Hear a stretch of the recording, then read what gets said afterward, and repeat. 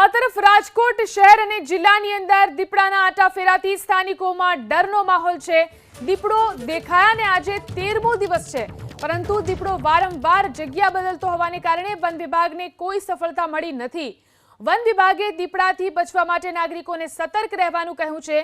Saurashtra university અને આસપાસના વિસ્તારોની અંદર દીપડાના વાવડને કારણે સવારે અને મોડી સાંજે જોગિંગ કરવા ઉપર પ્રતિબંધ મૂકી દેવામાં આવ્યો છે। તો સૌરાષ્ટ્ર યુનિવર્સિટીનો આ વિસ્તાર કે જ્યાં દીપડો દેખાવાની આશંકાને કારણે જોગિંગ પર પ્રતિબંધ મૂકી દેવામાં આવ્યો છે। દીપડો ન દેખાય ત્યાં સુધી આ નિર્ણય યથાવત રહેશે। મોડી સાંજે અને સવારે જોગિંગ પર પ્રતિબંધ મુકાયો છે। છેલ્લા 13 દિવસથી રાજકોટ શહેર અને આસપાસના જે વિસ્તારો છે ત્યાં દીપડો આંટાફેરા કરી રહ્યો છે। વન વિભાગની ટીમ દ્વારા 13 દિવસથી દીપડાની શોધખોળ શરૂ કરવામાં આવી છે, જે રાજકોટનો શહેરી વિસ્તાર ગણવામાં આવે છે। સૌરાષ્ટ્ર યુનિવર્સિટીની અંદર પણ વારંવાર દીપડો જે છે તે દેખાયાની ચર્ચાઓ છે। અત્યારે બેરિકેડ જે છે તે મૂકવામાં આવ્યા છે અને વહેલી સવારે મોટી સંખ્યામાં લોકો જોગિંગ કરતા હોય છે। આ લોકો પર પ્રતિબંધ મૂકવામાં આવ્યો છે જ્યાં સુધી દીપડો ન પકડાય। આ ગાર્ડનની અંદર જે ગાર્ડન છે, બાયોસાયન્સ ભવન અને બાયોટેક ભવનનું જે ગાર્ડન આવેલું છે તે બતાવવાનો પ્રયાસ કરીશું કે જેની અંદર અનેક પ્રાણીઓ પણ છે અને સૌથી વધારે શ્વાન જે સૌરાષ્ટ્ર યુનિવર્સિટીની અંદર છે અને શ્વાન જે છે તે દીપડાનું પ્રિય ખોરાક છે। ત્યારે સૌરાષ્ટ્ર યુનિવર્સિટીની અંદર વહેલી સવારે જે ટીમ પણ આવી હતી। અહીંયા જે કર્મચારીઓ આપણી સાથે છે, તમે શું કહેશો? તમે અહીંયા નોકરી કરો છો, વન વિભાગ દ્વારા શું કાર્યવાહી કરવામાં આવે? વન વિભાગ દ્વારા એમનું પેટ્રોલિંગ સતત ચાલુ જ હોય છે અને ત્યારબાદ અમારા અહીંના યુનિવર્સિટીના સિક્યુરિટી ગાર્ડનું પણ પેટ્રોલિંગ ચાલુ જ હોય છે। પણ હાલ તો અત્યારે કોઈ એવા સગળ મળતા નથી દેખાય એવા, એટલે અહીંયા એમને એમની પહેલી પૂરી વ્યવસ્થા કરેલી આપેલી છે।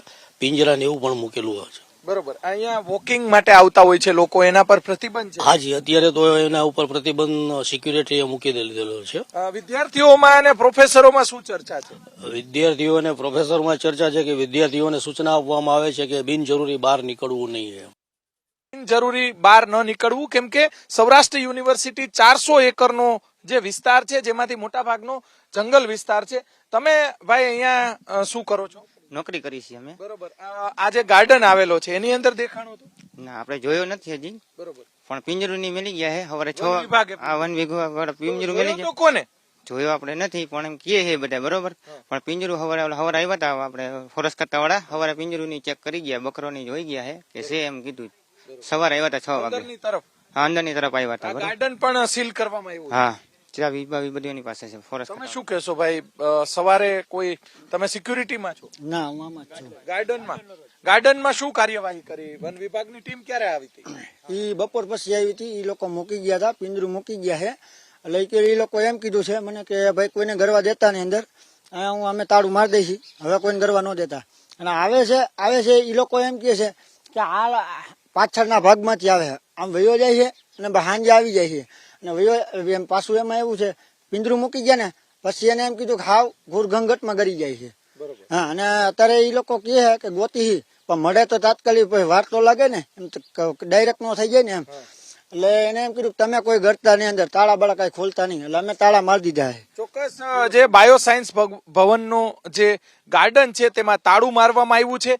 અનેક વન્ય પ્રાણીઓ, સૌરાષ્ટ્ર યુનિવર્સિટી 400 એકર જગ્યામાં છે અને ત્યાં અંદર જંગલ વિસ્તાર, મોટા ભાગે જંગલ વિસ્તાર છે। આ જંગલ વિસ્તારની અંદર ક્યાંય પણ દીપડો છુપાયો હોઈ શકે છે, ત્યારે પાંજરાની સાથે મારણ પણ જે સૌરાષ્ટ્ર યુનિવર્સિટીનું જે ગાર્ડન આવેલું છે, બોટનિક ગાર્ડન આવેલું છે, તેની અંદર આ રીતે જે સૌરાષ્ટ્ર યુનિવર્સિટીના સત્તાધીશો અને વન વિભાગ એલર્ટ થયું છે અને સાથે વહેલી સવારે અને સાંજે વોકિંગ માટે આવતા જે લોકો છે તેમને પણ મનાઈ ફરમાવવામાં આવી છે। કેમેરામેન શુભ આશિયાની સાથે પરાક્રમસિંહ જાડેજા, એબીપી અસ્મિતા, રાજકોટ।